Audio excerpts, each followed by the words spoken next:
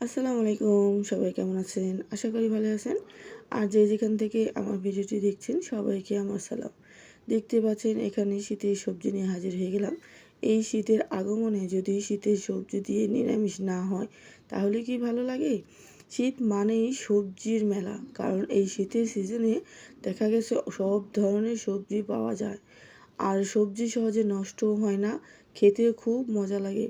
এমনিতে গরমে যে মজাটা না লাগে, শীতের সময় কিন্তু আমরা তৃপ্তি করে সবজি দিয়ে ভাত খেতে পারি। দেখতেই পাচ্ছেন এখানে ধনেপাতা আছে, টমেটো আছে, বেগুন আছে, কদু আছে, তারপরে ফুলকপি, সিম, আরও অনেক ধরনের সবজি আছে। দেখা গেছে এখানে অল্প কয়েকটা সবজি আছে। এগুলো দিয়েই আমি আজকে নিরামিষ রান্না করে দেখাবো। কারণ শীতের সবজি দিয়ে মাছ বলেন, নিরামিষ বলেন, খেতে কিন্তু ভীষণ ভালো লাগে। ছোটোবেলায় দেখতাম যে ঠান্ডা বাসি ভাতগুলো আছে নিরামিষ ভাত দিয়ে খেত।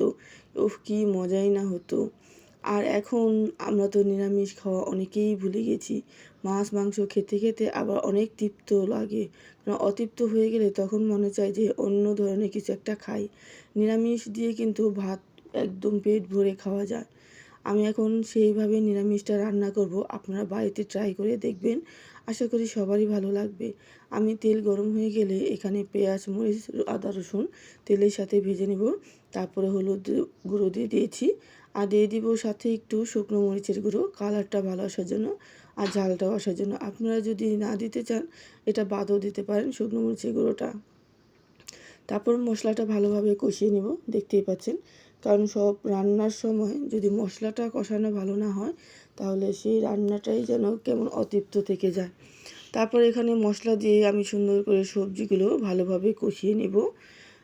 ভালোভাবে নেড়ে চেড়ে দিচ্ছি যেন সবজির গায়ে মশলাগুলো ভালোভাবে লাগে। আর লবণটাও দিয়েছি, কারণ খাদ্যর লবণই হলো মেন। যদি লবণ না থাকে খাদ্যের ভিতর, কারণ ওই খাদ্য তখন মজা লাগে না। লবণ খাদ্যর স্বাদ বাড়ায়। তারপর আমি এগুলো নেড়ে চেড়ে সুন্দর করে একটা ঢাকনা দিয়ে ঢেকে দেবো সবজিটা সিদ্ধ হওয়ার জন্য। তারপর দেখতেই পাচ্ছেন একদম সবজি নরম হয়ে গেছে একটু মনে হয়। আমি আর বেশিক্ষণ নাড়াচাড়া করব না। তারপরে একটু অল্প করে পানি দিয়ে দিব, যাতে করে সবজিটা ভালোভাবে সিদ্ধ হয়ে যায়। আমি এতক্ষণ সবজিটা ভালোভাবে মশলা দিয়ে কষিয়ে নিলাম।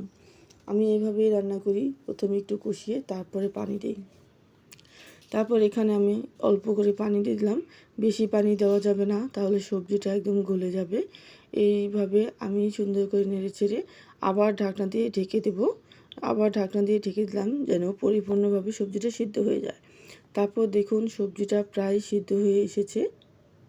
আর যারা নিরামিষ খেতে পছন্দ করেন তারা এইভাবে যদি রান্না করেন, আমার বিশ্বাস আপনারা ভাত খেতে পারবেন নিশ্চিন্তে, অনায়াসে অনেক ভাত খেতে পারবেন। যাদের মুখে রুচি নেই তারাও খেতে পারবেন, কারণ সবজি নিরামিষটা আমরা কম বেশি সবাই পছন্দ করে থাকি।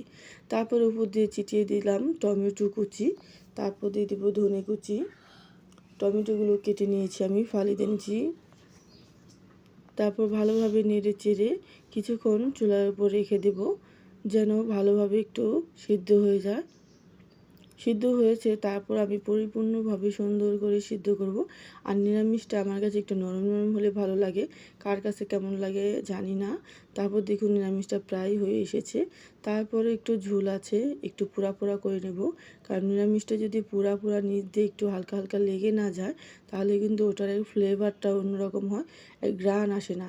দেখবেন নিরামিষ রান্না করার সময় যদি নিচ দিয়ে একটু লেগে লেগে যায়, পোড়া পোড়া গন্ধ আর কি ঘ্রাণটা বলে, তাহলে কিন্তু ওই নিরামিষটা খেতে ভীষণ ভালো লাগে।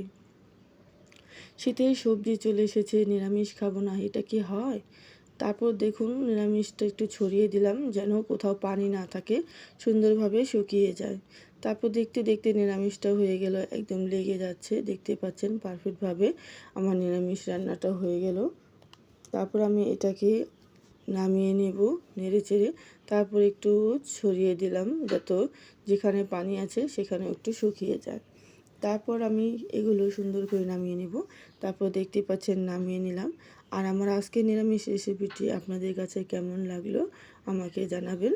আর যদি আমার ভিডিওর কোথাও ভুল ত্রুটি থাকে সেটাও কমেন্ট বক্সে জানাতে পারেন।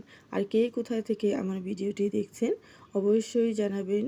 আর যদি ভিডিওটি ভালো লেগে থাকে তাহলে লাইক কমেন্ট করে দেবেন। সবাই ভালো থাকবেন, সুস্থ থাকবেন। আল্লাহ হাফেজ।